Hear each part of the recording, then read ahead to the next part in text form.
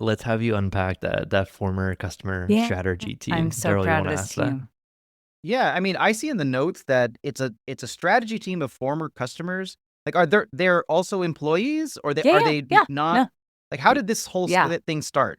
yeah. That's a great question. So as I mentioned, I had sort of three phases to my career at Movable. I started on the customer success team, and I ultimately led our U.S. customer success team. And obviously, I first of all, I think that CX, all credit to them, it's the best place to really cut your teeth at any SaaS company because you are where the rubber hits the road and you're just like living in it with the clients and you're the face of the company. So you've got to really be able to understand the product, et cetera. So it's just an invaluable experience. But probably about 6 years into that experience, I saw that there was uh, sort of a delta originating between the way that some clients were using our technology and there'd be firmographically identical companies like large national airlines, for example. And one of them would have put us at the center of their Martech stack. They'd be bringing us into multi-year planning efforts. They'd be talking to us, pulling us into meetings with the CMO. Our programs would be showing up on earnings calls. It's just like a dream. And then you'd have a company that was exactly the same, sometimes spending more, doing nothing with us. Hmm. It was really incongruous. And you're just like, okay, well, we can wait for somebody from airline A to go to airline B, which might happen, and they'll kind of flip a switch and great things will happen. Or we can take our destiny into our own hands. And that's what we did. And with the support of my leader, Adam Stanblick, who's now the president, I made a case to the board to create this team. And I went from leading a team of 60 customer success reps to one strategist who was Hmm. our retail strategist, and Julio Lopez, who's still with us today. And from there, we created engagement models to work with clients. And the gambit was we would come in and say, free, added value, really strategic support above and beyond what you're applying Movable Ink to today. And the net effect is going to be top line growth or, whatever it is that you're gold on, everyone's gold on top line growth. And we will also come with solutions engineering support. And it was probably that got people excited. They're like, you've got tech resources? Let's go. And now the team is verticalized across all of the major industries that we support. So that's retail, travel, hospitality, financial services, media, and tech, which also includes online gambling, which is huge in the UK and increasingly so in the US. And they are international. We've got team leads in the UK as well. And they probably spend about 60% of their time working with clients. We've actually now got, I think, 6 different product types that they can engage on. Some of them are things like a multi-day innovation forum where they'll come in and they'll lead that for the company. And our favorite spec for that is if it's a really large organization with different business units that we're working across. And you'll find that they themselves don't have agency to create this kind of event and bring everybody together in the way that we do. So those are a lot of fun. And then there's more sort of tactical where they kind of come in and come out in one meeting. And we answer, over 1,000 of these tickets for the organization a year, and they've just been hugely impactful. We have a lot of data to show the outcomes for the clients that we support versus those that we don't support on retention and growth and NPS. But then they also do a really important function internally, which is they provide enablement to the entire organization. So again, we've hired this very, very skilled customer success team, and they're hired for being operational gurus at what they do. They're looking at throughput times. They're looking at reduction in errors. They're looking at, again, NPS. But they are not marketing leaders who came from financial services or travel or a media company, right? They have not necessarily sat on the other side of the table where the clients have.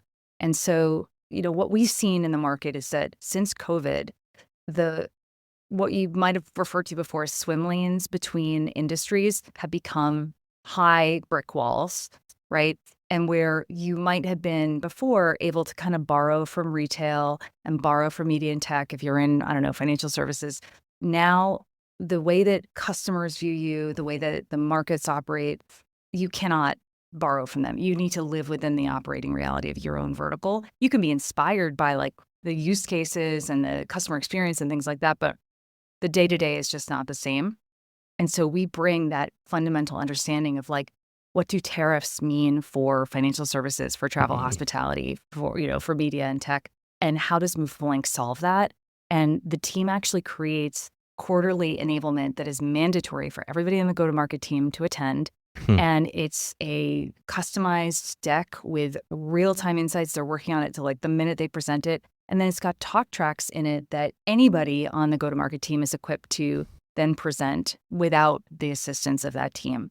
So that's given us a lot more credibility in the market and, again, a lot more flexibility to respond to just the forces at large. And that's the operating reality for all of our marketing clients right now. They are under so much pressure to just keep their eye on the ball. And it's enough to just be able to execute these programs. So to have to be constantly pivoting your strategy without any support, and they don't necessarily have strategy support themselves in their organization. So it's been a real game changer. It's so cool. Fascinating to hear, Allison. I think like one of the coolest parts of this, the strategy team of former customers, is their ability to kind of stay on top of customer problems of the day, if you will, like Yeah. how they're able to, like, especially vertical specific, like the problems of the day are very Totally. specific to those verticals, even like the size of company and kind of stage that they're Mhm. at, right? So, Yeah. like, yeah, talk to us about like the problems of the day. Like, how have you seen these kind of evolve over the last few years? Kind of tease that out a little bit with COVID, but like, Yeah. what do you think is fundamental to problems of the day that maybe are kind of the same or similar across all verticals, and what hasn't changed there? Yeah. But like, AI is obviously like changing a lot of stuff there. You mentioned tariffs. Like, what is Yeah. new aside Yeah. from that and interesting? Totally. I think, so just to first explain, like, where do we get this insight from? It's obviously the strategy team and then the work that we're doing with our clients. I personally also do onboarding interviews for our customer advisory board. And we've got a 50-person global customer advisory board. So I'm onboarding everyone there. Then we've got a 20-person executive customer advisory board that's made up of CMOs. And then I also ask to do an onboarding call with every new client CMO. And it follows a very structured format. And we, get a write out of that. And then I'm constantly sort of reaggregating it to pull out the recent trends. And this year, more than ever, the charge for these marketing leaders has been on efficiency. And they are not being given additional heads. They're not being given additional investment dollars, which is also incongruous with these AI mandates that they're being given. So, kind of underpinning that, I always dig in and say, what's the AI enablement strategy of your company? Are you guys being given wonderful courses and tools? And it's like, no, I'm being sent LinkedIn videos by my CEO, So I think that's been vexing, but it's been a huge opportunity for us to provide that enablement without real strings attached. I mean, obviously, we hope that then when they are ready to make a move, that they're going to turn to us. But it starts with enablement and understanding, and even sometimes for their own leadership team, right? And so we're being asked, we'll present something, and then they're like, can you guys come in and present this to our leadership team? We'd be thrilled, right? And that's not necessarily with like a straight line to an opportunity, but eventually it will be, right? Or maybe that person goes somewhere else and they take you with them, but we're happy to help. And then I think one other thing that's been really salient is that this is the first year I've ever remembered marketing leaders saying that they're on the hook for margin, right? And it just goes to the fact that that transformation from your kind of prototypical brand leading CMO, B2C CMO, to someone who is very tied to the motions of the business, that they're sort of like a CRO, CFO agent, and that they're really just hooked to demand, that pendulum is swung. That's not in process. Like that motion is complete.